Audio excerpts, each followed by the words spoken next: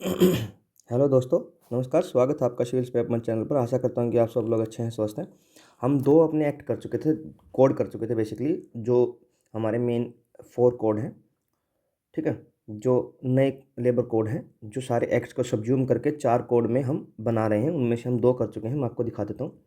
ये वाला industrial relation code हम कर चुके थे, और ये वाला हम इंडस्ट्रियल सॉरी यहाँ पे है the code on wages act हम कर चुके हैं। तो ये 4 कोड हैं: code on wages act, code on wages act, industrial relation code, code on social security, occupational safety, health and condition code, working condition code. ये हम 4 हैं। इन 4 में से हम ये 2 कर चुके थे पहले। ठीक है, अब 2 इसमें ख़त्म कर देंगे। क्लास 1 देख लीजिएगा इन 2 के लिए। और बहुत ही इतना ही करा रहा हूँ दोस्तों, बहुत क्रिस्पी करा रहा हूँ, बहुत मतलब टू द पॉइंट करा रहा हूँ, जो डायरेक्ट एग्जाम में आएगा। ठीक है, उतना ही करा रहा हूँ, ज़्यादा इसमें कुछ नहीं करा रहा हूँ। ठीक है, तो हम चलते हैं अपने थर्ड वाले पे। और सिंपल सिर्फ 8 पेजेज में सारे कवर हो रहे हैं आपके। मैं ये शेयर कर दूंगा टेलीग्राम चैनल पर। टेलीग्राम चैनल का लिंक है डिस्क्रिप्शन बॉक्स में। ठीक है, तो आप एक बार देख सकते हो, टेलीग्राम चैनल का लिंक है ना।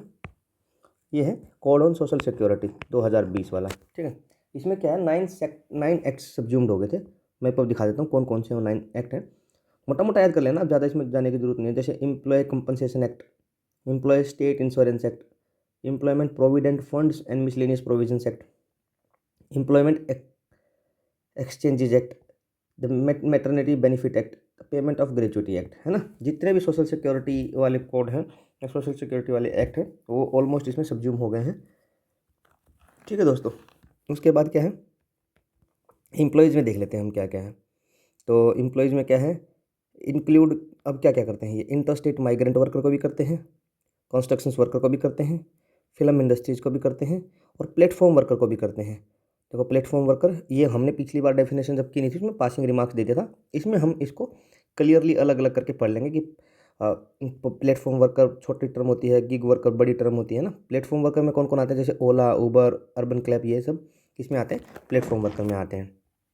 ठीक है, तो जो गिग वर्कर क्या होते हैं, वो outside of the traditional employer employee relation से जो बाहर होते हैं, उनको अपन गिग वर्कर बोलते हैं।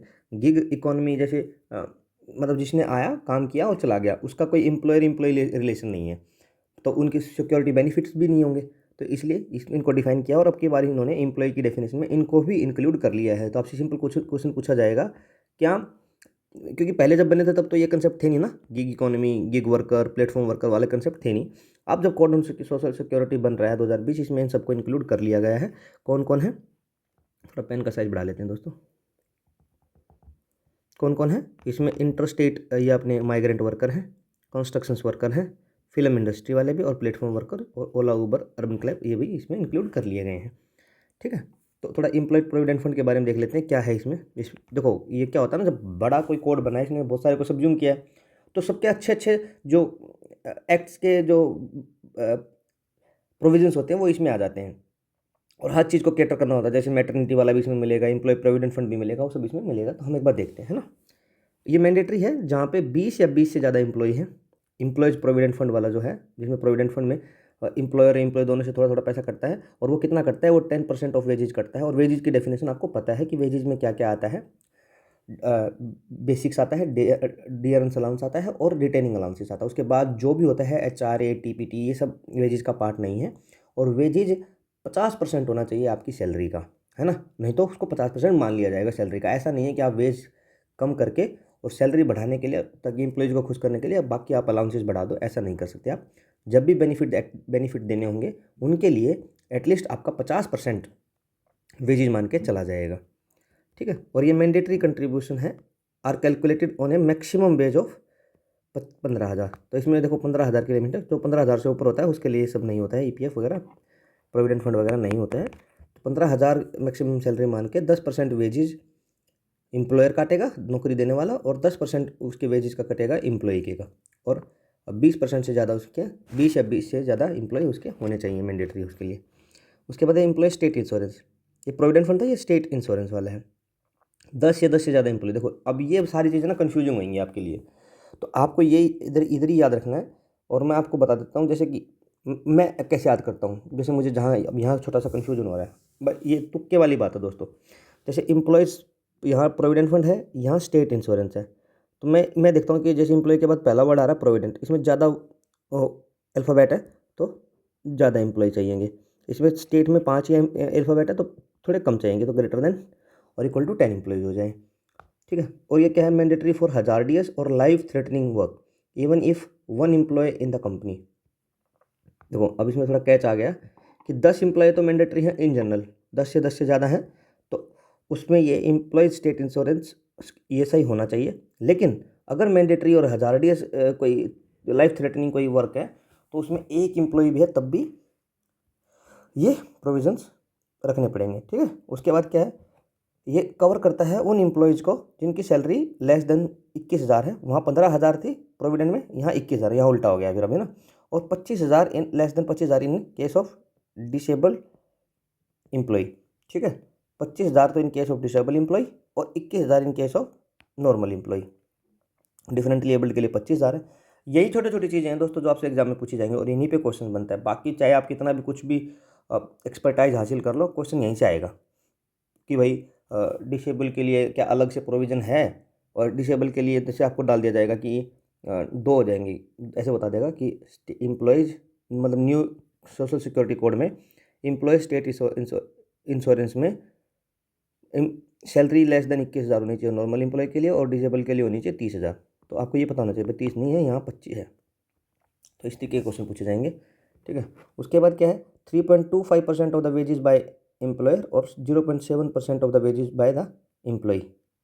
एम्प्लॉयर का ज़्यादा है यहाँ पे 3.25%, और एम्प्लॉय की तरफ से सिर्फ 75% 0.75%, मतलब 1% से भी कम पैसा इसमें जा रहा है। ठीक है। अब जान लेते हैं ग्रेचुइटी के बारे में। जनरल एम्प्लॉय है 5 ईयर्स ऑफ कंटिन्यू सर्विस होनी चाहिए। वर्किंग जर्नलिस्ट के लिए 3 ईयर्स ऑफ कंटिन्यू सर्विस होनी चाहिए। फिक्स टर्म एम्प्लॉयज़ के लिए एटलीस्ट 1 ईयर सर्विस होनी चाहिए। और dispute applications the time limit to file an application in now 180 days, earlier ये 90 दिन थी। तो ये छोटे छोटे इसके बारे में 2-3 चीज़ें और हैं कि जब भाई ग्रेचुइटी क्या है, जनरल एम्प्लॉय 5 साल की सर्विस होनी चाहिए, पहली बात। वर्किंग जर्नलिस्ट के लिए 3 साल की कंटिन्यू सर्विस होनी चाहिए। और फिक्स टर्म एम्प्लॉय होते हैं जो जिसमें कॉन्ट्रैक्ट बेस पे होते हैं, उनके लिए एटलीस्ट 1 ईयर की सर्विस होनी चाहिए। ठीक है। और इसमें अगर कोई डिस्प्यूट आता है तो अब इसमें टाइम लिमिट है जो फाइल करने की डिस्प्यूट 180 दिन है। पहले ये 90 दिन हुआ करती थी, मतलब पुराने एक्ट में। अब जो कोड बनेगा उसमें 180 दिन कर दी है। ठीक है। अब थोड़ा मैटरनिटी के बारे में जान लेते हैं कि मैटरनिटी बेनिफिट में क्या क्या है। ये women must have work date, ये तो उसका आप देखो, इतना मैं मानता हूँ कि आपको थोड़ा थोड़ा रफ आइडिया होगा कि मैटरनिटी बेनिफिट वुमेन को मिलते हैं 2 चाइल्ड के लिए, सर्वाइविंग चाइल्ड के लिए। जब वो गवर्नमेंट में काम करती है उसको 6 मंथ्स की लमसम 26 वीक्स का उसको पेड लीव मिलता है। ठीक है। तो वो पेड लीव मिलता है, उसके लिए क्या क्या मतलब कंडीशंस होनी चाहिए, उसने एटलीस्ट 80 दिन काम किया होना चाहिए पिछले 12 महीने में। मतलब ऐसा नहीं है कि आप पहले भी छुट्टी पे थे और फिर आप मैटरनिटी ले लो, ऐसा नहीं कर सकते आप। मैटरनिटी बेनिफिट लेने के लिए आपने पिछले 12 महीने में 80 दिन काम किया होना चाहिए। Immediately before her expected delivery date, जैसे आज आपकी डिलीवरी डेट है 8, मान लो कुछ भी मान लो, आज कितना है 39 जो भी 30 अक्टूबर है मान लो, है ना, 30 अक्टूबर है ना, 30 अक्टूबर आज, और ये आपकी एक्सपेक्टेड डिलीवरी डेट है जो आपको डॉक्टर ने दी है, उससे पहले आपको 12 महीने में 80 दिन काम किया होना चाहिए। तो इसलिए क्या होता है, कई बार कुछ लोग छुट्टियां पहले कम लेते हैं, वो सब सारी छुट्टियां डिलीवरी के बाद लेते हैं। तो ये आप इसमें थोड़ा ध्यान रखिएगा। ठीक है। और 26 वीक का पेड लीव है, ये मैंने आपको बता ही दिया है, जिसमें से 8 वीक्स बिफोर डिलीवरी आप ले सकते हो। ठीक है। और 6 वीक का मिलता है पेड लीव इफ़ मिसकैरेज और एमटीपी, ये जो होते हैं ना। और क्रैच फैसिलिटी भी होनी चाहिए। ठीक है। क्रैच फैसिलिटी भी होनी चाहिए। ठीक है।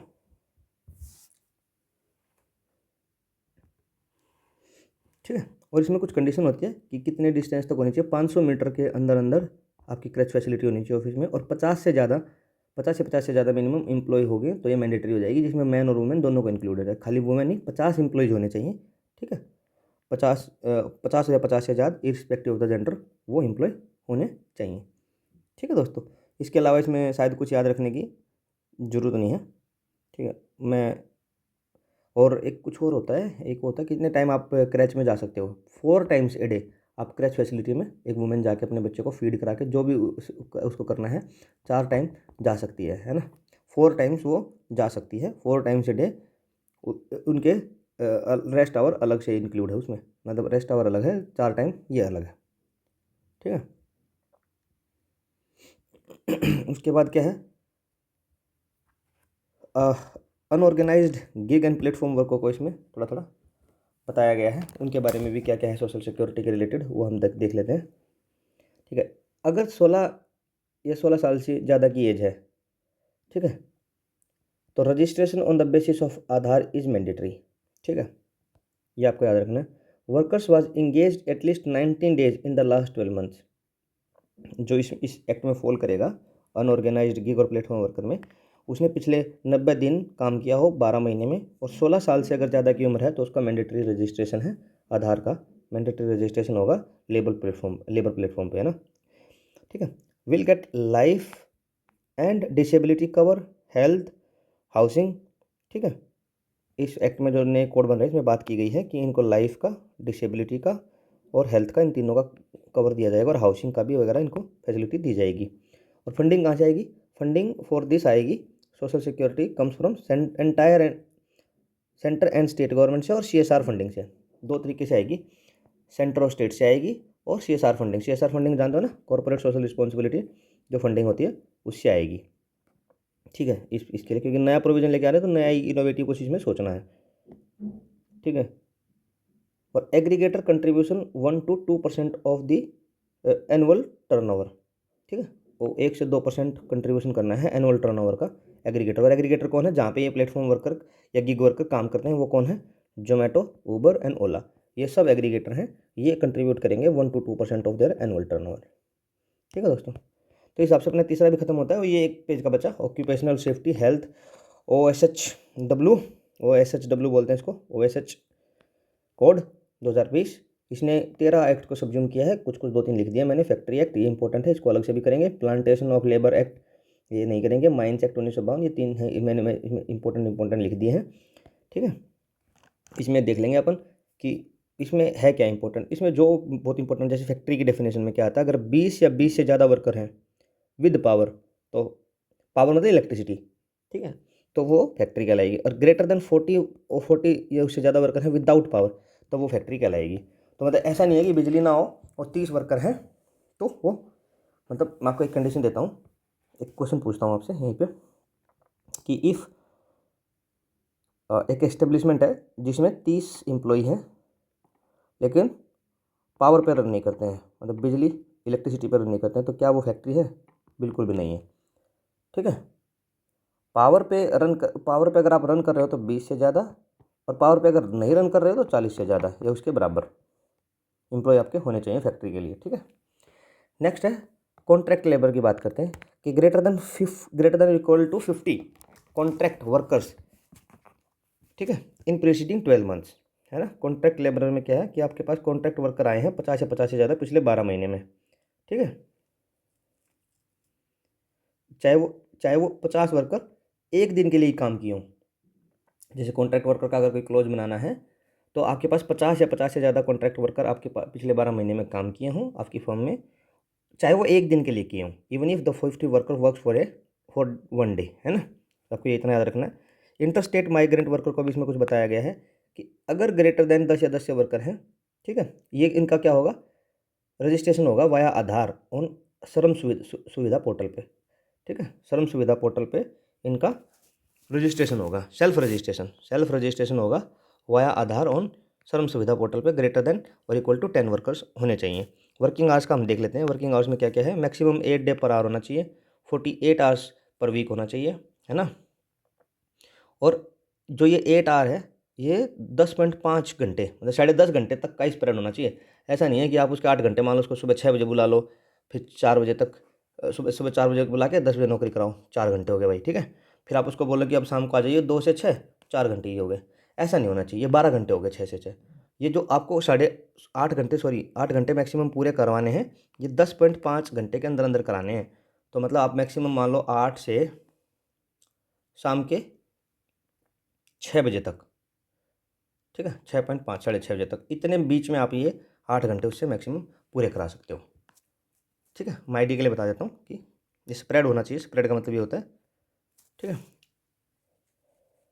और ओवर टाइम जब करते हो, ये देखो, ओवर टाइम जब करते हो उसको आपको 2 टाइम्स ऑफ द वेजेज मिलता है। मान लो आपने एक दिन का ओवर टाइम किया है तो आपका एक दिन का जो वेज है उसका दुगना आपको मिलेगा। और मैक्सिमम ओवर टाइम जो है 125 घंटे पर क्वार्टर कर सकते हो। पहले कम हुआ करता था, अब इसको बढ़वा दिया गया है। ठीक है, नए कोड में इसको बढ़ा दिया गया है, 125 घंटे पर क्वार्टर कर सकते हो। और वुमेन को भी अलाउड कर दिया है फॉर नाइट वर्क। ठीक है, ओएसएच पॉलिसी बनानी पड़ेगी किसी भी फैक्ट्री को अगर 250 या उससे ज़्यादा वर्कर हैं। ये बहुत, यहाँ से आप लगा लीजिए दोस्तों, ये 2 क्वेश्चंस का माल है, इसमें 2 क्वेश्चन का मसला है, डायरेक्ट क्वेश्चन यहाँ से आएगा। ठीक है, जितनी मेरी उम्मीद है।